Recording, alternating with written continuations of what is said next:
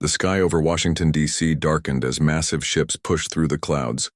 People stopped and stared up, some taking videos with their phones, others running for cover. This was not a storm coming. This was something else entirely. Captain. Alex Morgan stood on the bridge of the USS Defiant, his hands gripping the rail so tight his knuckles turned white. The Defiant was one of Earth's newest and most advanced ships, but compared to the alien vessels now filling Earth's skies, it might as well have been a rowboat. "Status report," he said, keeping his voice steady despite the fear creeping up his spine. Lieutenant Gary Wells looked up from his screen, his face pale. "Sir, we're counting 17 distinct ship designs. They're positioning themselves over major cities worldwide. Our weapon systems can't even lock onto them. It's like they're not even there." Alex nodded. Humanity had dreamed of first contact for centuries, but not like this. Not with ships that blocked out the sun and technology that made Earth's best defenses look like toys. On the main screen, a face appeared. It wasn't human. The being had smooth blue-green skin, large oval eyes, and no visible nose. When it spoke, its mouth moved in strange ways that didn't match the words Alex heard. "People of Earth. We are the Galactic Council, a union of 17 spacefaring civilizations. I am High Chancellor Zexatur of the Vordani. We have been observing your world for some time." At the Pentagon, Admiral Susan Gray stood in the Emergency Command Center, surrounded by military and government officials all watching the same transmission. The President sat nearby, his face grim. "We have determined that your species requires guidance," the alien continued. "Effective immediately, Earth is placed under protective quarantine. Your violent tendencies and primitive development make you a potential threat to galactic stability." Susan leaned toward the President. "Sir, this is a hostile takeover disguised as help. We need to—" "All space exploration will cease," Zexatur announced. "Any attempt to develop faster-than-light technology will be met with immediate consequences. This is not a negotiation. This is your new reality." The screen filled with images. Human warfare throughout history. World War II, Vietnam, Syria, Afghanistan, Iraq.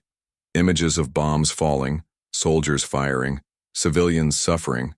"This is who you are," said Zexatur. "We have watched you for centuries. You kill your own kind over land, resources, and beliefs.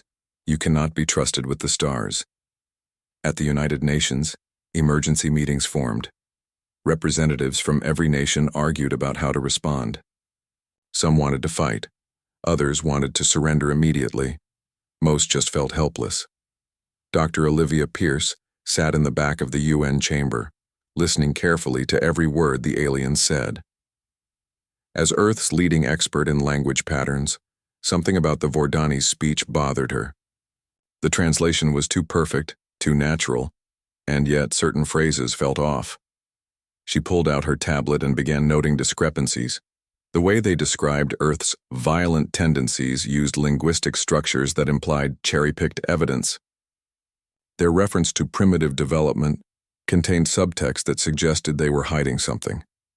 The world leaders eventually agreed to a meeting with council representatives.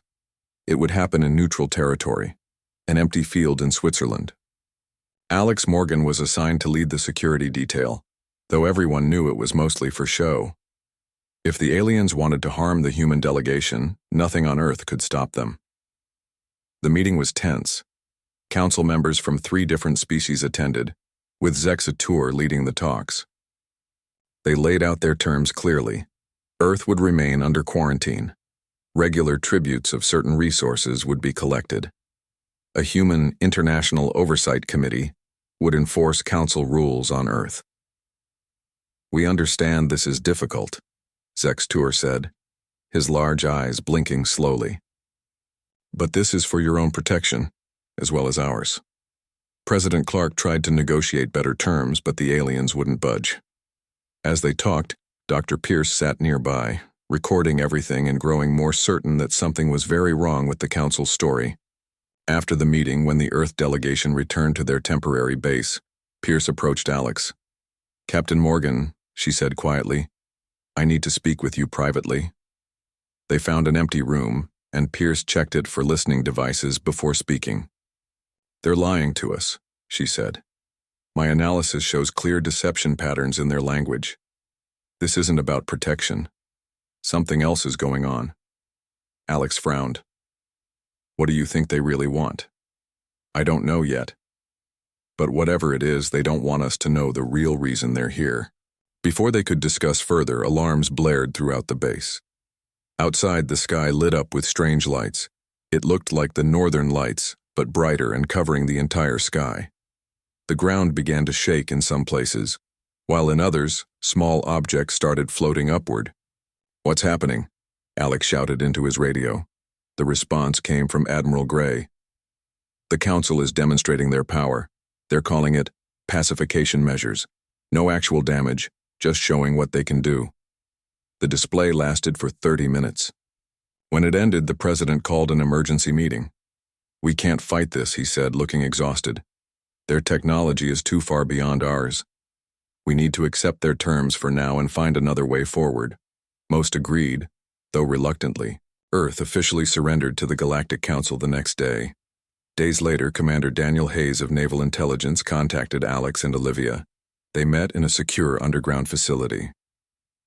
"I've been analyzing the Council ship's movements," Daniel explained, pointing to a global map. "They're establishing collection points in very specific locations." He highlighted areas in Africa, South America, and parts of Asia and Australia. "At first I thought they were choosing based on population density or existing infrastructure. But look at this." He overlaid a geological survey map. The collection points perfectly matched unusual mineral deposits. "What is that?" Alex asked, pointing to the highlighted areas. "We don't have a name for it," Daniel said. "It's an element we've barely studied, extremely rare, found deep in the Earth's crust. But the Council ships are very interested in it." Dr. Pierce's eyes widened. "That's it. They're not here to protect anyone. They're here for this." "Exactly," Daniel nodded. "And Lieutenant Kate Williams found something else."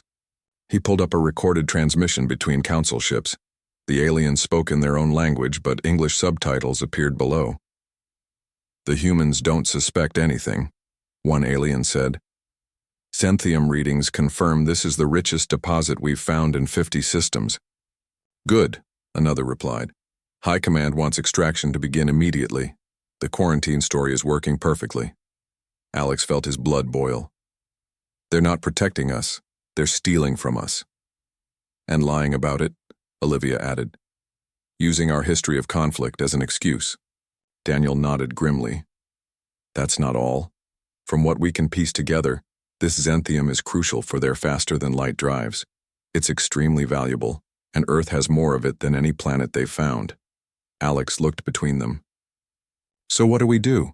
We can't fight them directly." "Not yet," Daniel agreed. "But we're not helpless either. We need to learn more, build a resistance, find their weaknesses. And keep this quiet," Olivia warned. "If they realize we know the truth, they might drop the pretense of peaceful occupation." The three looked at each other, the weight of Earth's future heavy on their shoulders. The Galactic Council thought humans were just violent primitives who would accept their place without question. They were about to learn how wrong they were. 5 years passed since the Galactic Council took control of Earth. Life changed for everyone. Huge alien mining machines dug deep into the planet, taking the precious xanthium. Council ships came and went, carrying Earth's treasure to distant stars. Most people learned to live with their new rulers. What choice did they have? The International Oversight Committee, made up of humans who worked for the aliens, made sure everyone followed Council rules. They promised that cooperation would lead to benefits later. Most people believed them or pretended to, but not everyone accepted this new world. In an abandoned mining facility deep beneath the Rocky Mountains, John Carter wiped sweat from his forehead as he studied the damaged alien device on his workbench. "Any progress?" asked Dr. Natalie Martin as she entered the workshop. Her once neat lab coat was now stained and patched many times over. "Some," John replied. Before the invasion, he had been a top engineer at NASA. Now he led a group of scientists working in secret. "I think I finally understand how their power cells work. It's not like anything we've seen before." Natalie nodded. That matches my theory. Their technology doesn't just look different from ours, it works on completely different principles. The workshop was just one room in a large underground base. What was once a simple mining operation had become home to over 200 people, the core of Earth's resistance, soldiers, scientists, engineers, and ordinary people who refused to accept alien rule. In another section of the base, Major Frank Dawson watched as 20 men and women practiced combat moves. They used a mix of Earth weapons and modified alien tools. Again, he ordered. And remember, their body armor is strongest at the joints. Aim for the center mass. Frank had been special forces before the invasion. Now he trained others to fight an enemy with far superior technology. It wasn't about brute force, it was about being smarter, faster, and more creative than the council expected. Major, a young woman called from the doorway. They're ready. For you in command. Frank nodded and followed her through a series of tunnels to the heart of the base. In the command center, John and Natalie were already seated at a large table with several others. Let's begin, said Dr. Martin, standing, to address the group. Over the past 5 years, we've studied everything we could about the council species. And I've made an important discovery. She pulled up images on a screen showing brain scans. These are human brains, she said, pointing to the top row. And these are scans of the 3 council species we've managed to study. The differences were clear even to untrained eyes. The council species all evolved on planets with lower gravity than Earth. Their brains develop differently. They're very intelligent, but their neural patterns are more rigid, more specialized. She switched to another slide showing test results. In every test of adaptive thinking and pattern recognition, humans outperform them by at least 30%. They rely heavily on AI systems to make up for this limitation. John leaned forward. So that's our advantage? We're more mentally flexible? Exactly, Natalie said. Their technology is amazing, but they didn't invent it through sudden leaps of insight like humans often do. Their progress was slow, methodical, building on what came before. They don't innovate well under pressure. Frank nodded. That explains why their military tactics are so predictable. They follow the same patterns every time. In another part of the base, Ryan Cooper, a skinny teenager with wild hair, worked surrounded by screens and computer equipment. Ryan had been only 13 when the aliens came. Now at 18, he was the Resistance's best programmer. Got something. He suddenly shouted, causing Lisa Bennett to jump as she entered his workspace. What is it? She asked. Lisa had been a diplomat before the invasion. Now she worked as a translator for the council during the day and brought information to the Resistance. At night, Ryan pointed to his screen where strange symbols scrolled past. I finally cracked their basic communication encryption. We can listen in now. Lisa's eyes widened. Can you bring up anything from the main council facility in what used to be New York? Ryan typed rapidly, and soon a conversation between 2 aliens appeared as text on the screen, translated to English. Overseer Lux Von reports unusual power fluctuations in the human settlement designated Denver region. One message read, recommend increased surveillance. Lisa frowned. They're getting suspicious. We need to be more careful with power usage. There's more, Ryan said, scrolling down. Look at this. Another message appeared. Grand Assembly scheduled for next lunar cycle. All 17 species representatives will attend. Topic: accelerated extraction of Earth resources. That doesn't sound good, Lisa murmured. While Lisa and Ryan studied the messages, Overseer Luxavon stood in her control room in the Council's main Earth facility. The tall, slender alien with pale yellow skin stared at the monitors showing various human cities. Something is not right, she said to her assistant. Resource shipments from Sectors 7 and 12 are consistently 2.3% below projections. Human error? Suggested the assistant. Perhaps, Luxavon said. Or perhaps something more concerning. Deploy hunter drones to both sectors. Passive scans only. I don't want the humans to know we're looking. The hunter drones were small, nearly invisible machines that could fly through human cities undetected. They had found small acts of rebellion before, but nothing organized. Back at the Resistance base, Frank met with a newly arrived group. They had brought something valuable, a damaged but mostly intact council communication device salvaged from a crashed scout ship. "This is exactly what we needed," John said, carefully examining the device. "With this, we might be able to build our own version." As the engineers got to work, Lisa approached Frank privately. "I've been collecting information on the council species," she said. "They present themselves as united, but there's a lot of tension between them." She showed him notes she had taken. 3 species control everything: the Vordani, Tellarites, and Nexari. The other 14 have almost no real power. Some of them are almost as exploited as we are. Frank considered this. "So the council isn't as stable as they want us to think." "Exactly," Lisa nodded. "And some of the junior members are uncomfortable with how Earth is being treated. They were told the same story we were, that the quarantine was for our own good. Most don't know about the Xanthium mining. This information made its way to the resistance leadership. They began to see a possible strategy, not just fighting the council but breaking it apart from within. One evening, as Frank, Lisa, John, and Natalie discussed plans, Ryan burst into the room. "You need to hear this," he said, his face pale. He placed a device on the table that played a recorded conversation between 2 high-ranking council members. "Once the Xanthium is depleted, we should proceed with retirement of the planet," said one voice. "Agreed," said another. "The humans know too much about our technology now. They cannot be left with a habitable world." The room fell silent as the meaning became clear. The council didn't plan to just take Earth's resources. They intended to destroy the planet once they were done. "How long do we have?" Frank asked finally. Natalie calculated quickly. "Based on their current extraction rate and our estimates of Earth's Xanthium deposits, 2 years, maybe less." John stood up, his face determined. "Then we have 2 years to save our planet." Lisa looked around at the group. "We need to move. Faster. The Grand Assembly is coming up. All 17 council species will be there. If we could somehow show the junior members what the leadership is really planning." "We need more than just information," Frank said. "We need a weapon, something that can work against their technology." Natalie had been quiet, but now she spoke up. "I might have something. It's based on what we've learned about their neural patterns. Their technology is designed to work with their brain structure. That might be a weakness we can exploit." For the first time in 5 years, the resistance leaders felt something close to hope.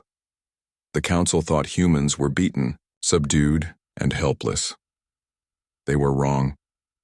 In the shadows, humanity was preparing to fight back. Dr. Natalie Martin hadn't slept in 3 days. She sat in her lab surrounded by pieces of alien technology and pages of notes. Her eyes were red, but they shone with excitement. "I've got it," she whispered to herself. Then louder, "I've got it." She rushed through the underground hallways of the resistance base, clutching a small device in her hand. She found John Carter and Major Frank Dawson in the command center, reviewing security protocols. "It works," she said, placing the device. On the table, it looked simple, just a small metal box with a few lights. "What is it?" Frank asked, leaning closer. "Our advantage," Natalie said. "I've been studying the neural patterns of the council species and how their technology interfaces with their brains. Their ships, weapons, even their communication systems, they all operate on the same power frequency." John picked up the device, carefully. "And this?" "It generates a rapidly oscillating frequency that matches human brainwave patterns. To us, it feels like nothing. To their technology, it's like pouring sand into an engine."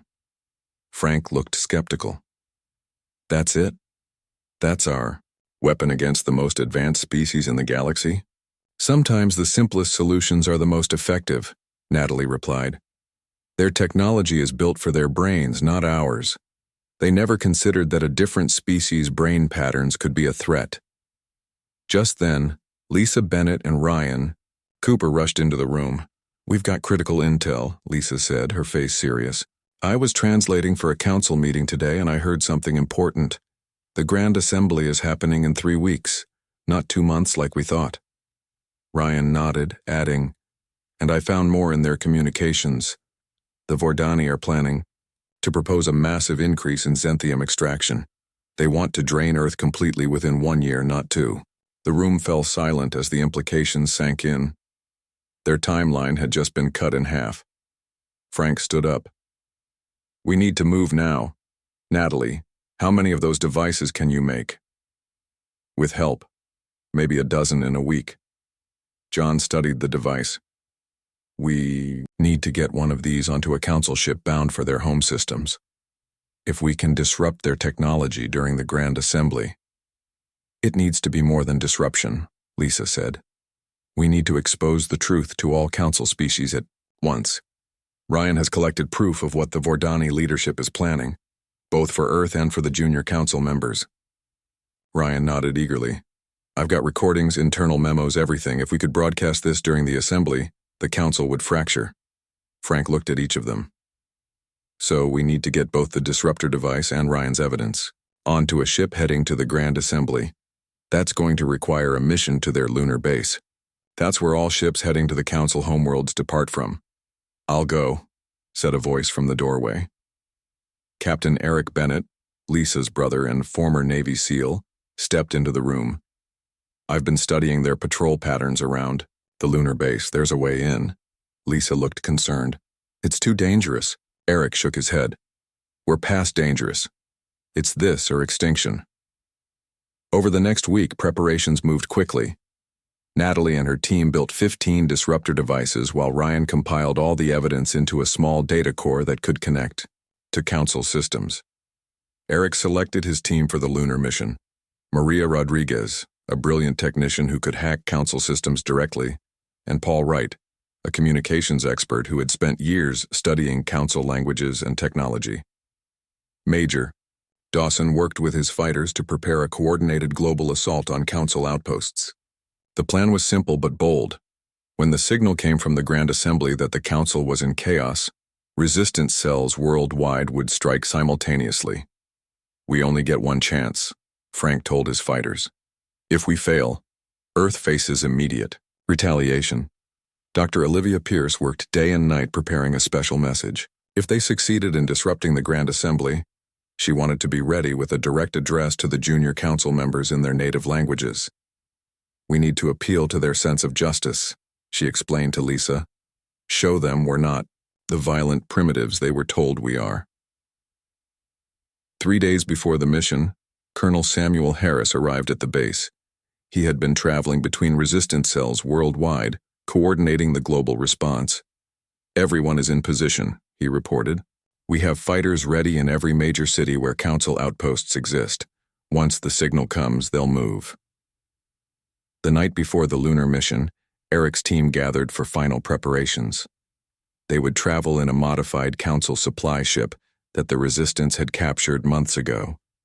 Our target is the courier ship Kelnar, Eric explained, showing a hologram of a sleek vessel. It leaves the lunar base tomorrow, heading directly to Vordani Prime for the Grand Assembly. It carries diplomatic communications, which makes it perfect for our needs. Maria studied the ship's schematics. I can access their systems through the maintenance ports. We'll have about 5 minutes before security protocols detect us. Paul nodded. That's enough time to plant both the disruptor and the data core. The tricky part will be setting the timer correctly so they activate during the assembly. As they finalized details, Natalie entered with a new version of the disruptor device, smaller than before. I've refined it, she said. This one can be connected directly to their central communication array. When it activates, it will not only disrupt their technology, but also broadcast Ryan's evidence through their own systems. Eric took the device carefully. One question we haven't answered: how do we get out after planting this? There was an uncomfortable silence before Frank spoke. We've arranged for a diversion on the far side of the moon. It should draw security away long enough for you to escape. But I won't lie, it's going to be close. The next morning, Eric's team prepared to leave. The base was quiet as people came to wish them luck. This mission would determine Earth's fate. Lisa hugged her brother tightly. Come back, she whispered. Count on it, Eric replied with a confidence he didn't entirely feel. As the captured supply ship lifted off, heading for the lunar base, Colonel Harris gathered the resistance leaders in the command center. While Eric's team handles the space mission, we need to prepare for our part, he said. Once the Council is in chaos, we have a small window to strike. All resistance cells worldwide need to move at exactly the same time. Frank nodded. My teams are ready. We've distributed Natalie's disruptors to key cells. When Council technology starts to fail, we move in. Dr. Pierce stepped forward. I've finished my address to the junior Council members. It's been translated into all 14 of their languages. She played a short clip. People of the Galactic Council, we speak to you today not as enemies, but as a species fighting for survival. You were told lies about humanity. You were told we were quarantined for our own good. The truth is far darker.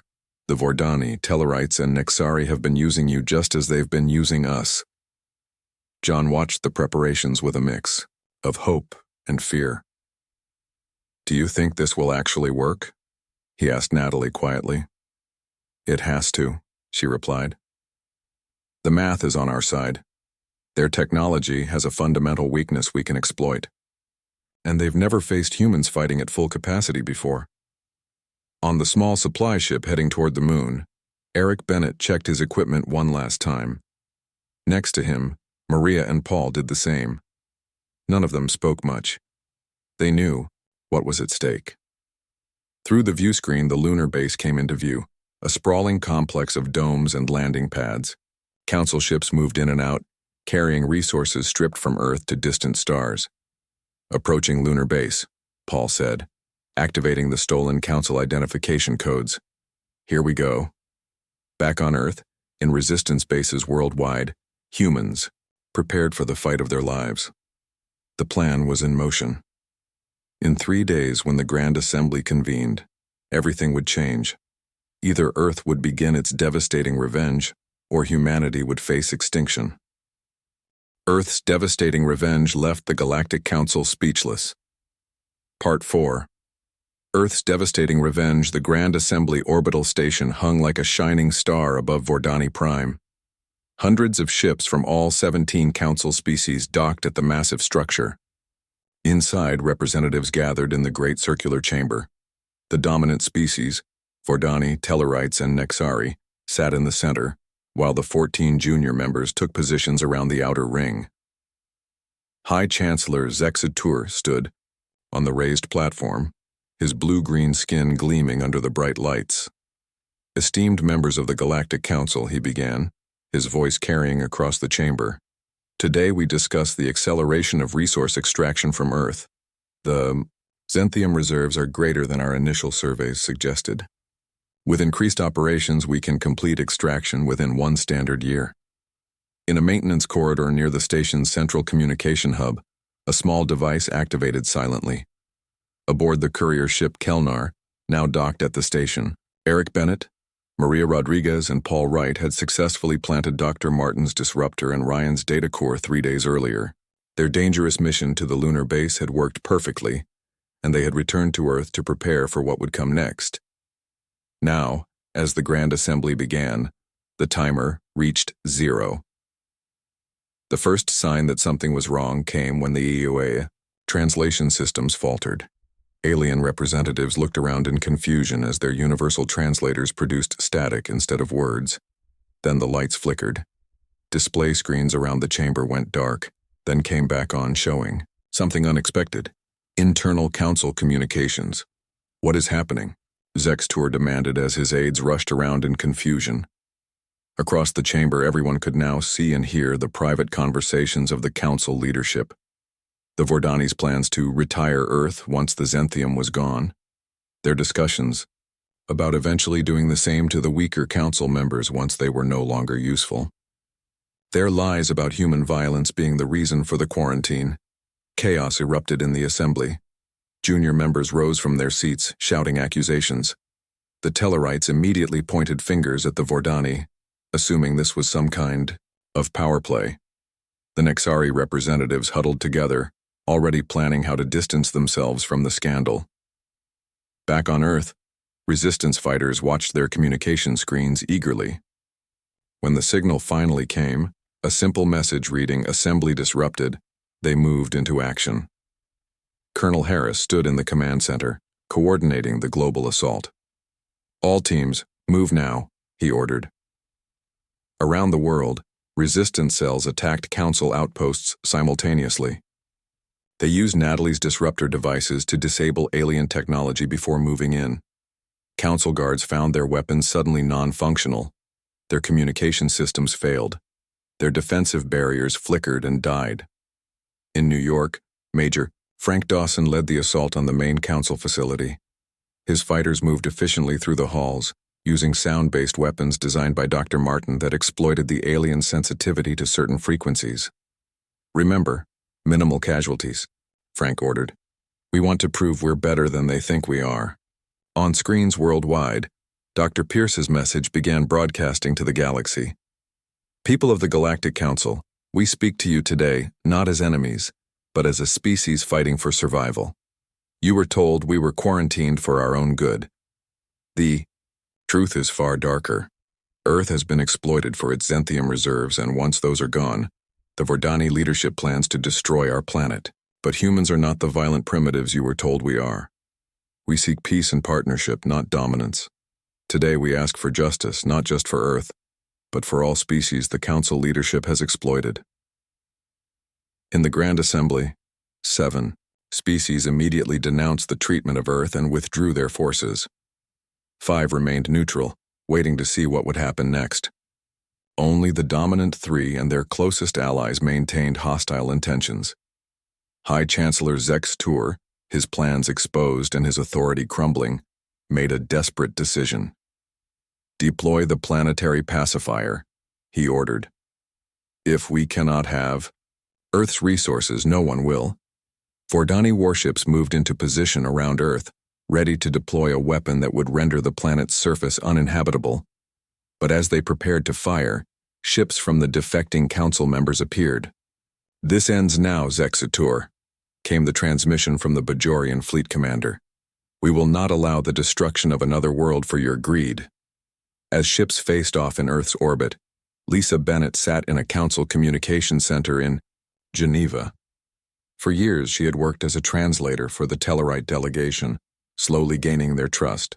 Now she accessed the command codes for the Council's orbital platforms, massive defense stations that had been placed around Earth to enforce the quarantine. "I'm in," she said over a secure channel to Colonel Harris, transferring control of orbital platforms now. One by one, the defense platforms powered down, then came back online under human control. Their weapons turned away from Earth and toward the Vordani fleet. Zex Tour watched in disbelief as his own defense systems turned against him. "Impossible," he whispered. In the lunar base, Major Dawson's strike team had arrived via a captured Council transport. Instead of conventional weapons, they carried dozens of Natalie's frequency generators. They moved through the base, placing the devices at key locations. When activated, the generators didn't destroy anything. They simply made it impossible for the Council species to use their own technology. Crew members fell to their knees, overwhelmed by the dissonance between the frequencies and their neural patterns. Dawson's team reached the command center where Zexatur and the Vordani High Command had retreated. They deployed the largest frequency generator yet. "What is this?" Zexatur demanded, even as he struggled to remain standing. "What have you done?" "We've used your own biology against you," Dawson explained calmly. "Just like you used our trust against us. The difference is, our weapon doesn't kill." Within hours, Earth's orbital defenses were secure. The Vordani fleet stood down, surrounded by ships from both human-controlled platforms and the defecting Council members. Zexatur and the Vordani High Command were taken into custody, alive, a mercy they wouldn't have shown humanity. 6 months later, a new Galactic Assembly convened. This time, humanity had representatives present. Admiral Alex Morgan, Olivia Pierce, and Lisa Bennett stood before the gathered species. "Earth proposes a new galactic charter," Alex announced, "one based on mutual respect and fair exchange. The xanthium on our planet will be extracted at a sustainable rate, with the proceeds funding advancement for all member species, not just a few. The former dominant council species faced sanctions and demands for reparations, not just from humans, but from the junior members they had exploited for centuries. As the new charter was signed, Admiral Morgan addressed the assembly with words that would echo across the stars for generations. We came seeking not revenge but justice, not domination, but partnership. You mistook our adaptability for violence, our diversity for weakness. That was your mistake. Humanity doesn't wish to rule the stars. We only demand the right to explore them as equals. Today marks not an ending, but a beginning. Let the galaxy remember that Earth's revenge wasn't destruction, it was transformation. The assembly fell silent as her words were translated across 1,000 worlds. The devastating revenge Earth had taken wasn't measured in planets destroyed or species subjugated. It was in completely rewriting the rules of a game rigged against them, using nothing but human ingenuity and courage. Back on Earth, people looked up at the night sky with new hope. Council mining operations continued, but now under fair agreements. Alien technology was shared openly, leading to rapid advances in human science. The quarantine was lifted and Earth ships began to explore nearby stars. John Carter, working with Natalie Martin, led the development of the first human-designed FTL drive, incorporating both alien technology and unique human innovations. In the end, the Galactic Council had been right about one thing. Humans were different from other species. But they had been wrong about what made humans dangerous. It wasn't violence that made humanity special. It was creativity, adaptability, and the stubborn refusal to give up even when facing impossible odds. That was Earth's true power. And now the whole galaxy knew it.